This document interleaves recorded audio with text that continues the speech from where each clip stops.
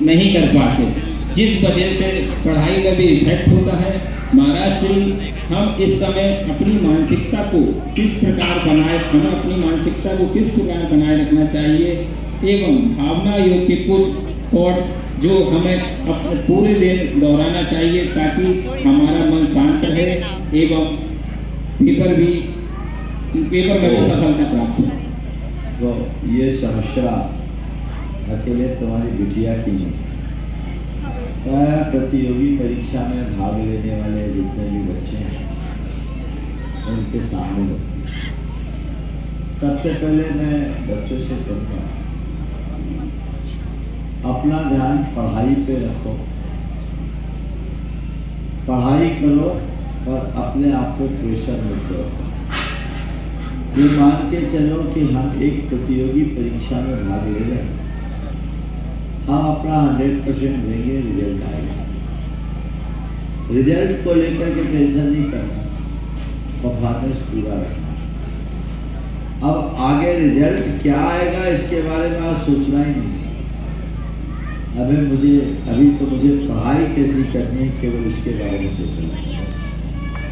रहा सवाल परिवार के प्रति और अन्यों के प्रति अपनी जिम्मेदारियों का, तो परिवार को उनके सपोर्ट में खड़े होना चाहिए। उनसे कहना चाहिए कि बेटे तुम पढ़ो, भरोसा रखो, उनको उत्साहित करना चाहिए। किसी भी प्रकार की ऐसी कोई नकारात्मक बात उनके सामने नहीं आना चाहिए जो उनके ऊपर अतिरिक्त मानसिक दबाव उत्पन्न करे। दूसरी बात, भावना योग इसमें बहुत बदल रहा है। मेरा सिलेक्शन होगा या नहीं ये दिमाग से निकाल। मैं जिस प्रतियोगी परीक्षा में भाग ले रहा हूँ मुझे उसमें सिलेक्ट होना है और मैं हो रहा हूँ।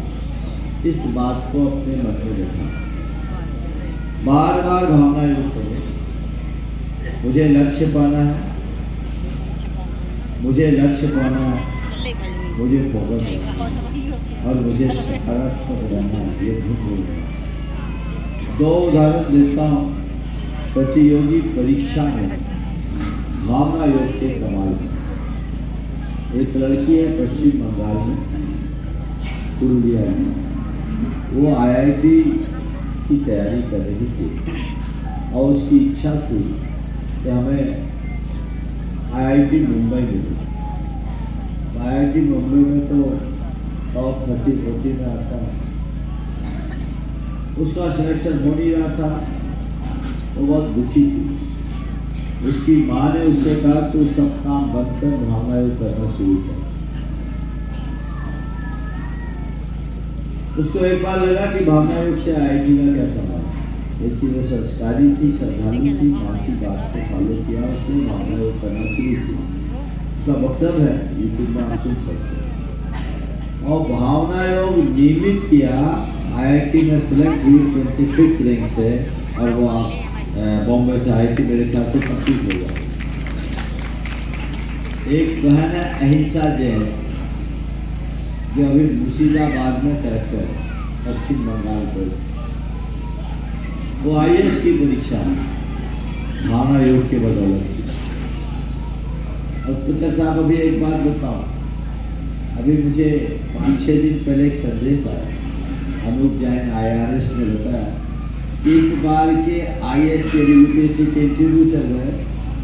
तो इंटरव्यू में एक प्रतियोगी से पूछा गया सामान्य योग और भावना योग में क्या अंतर है। तो किसी का कहा होगा भावना योग करते हैं या भावना योग को अपनी हॉबी में रखा होगा।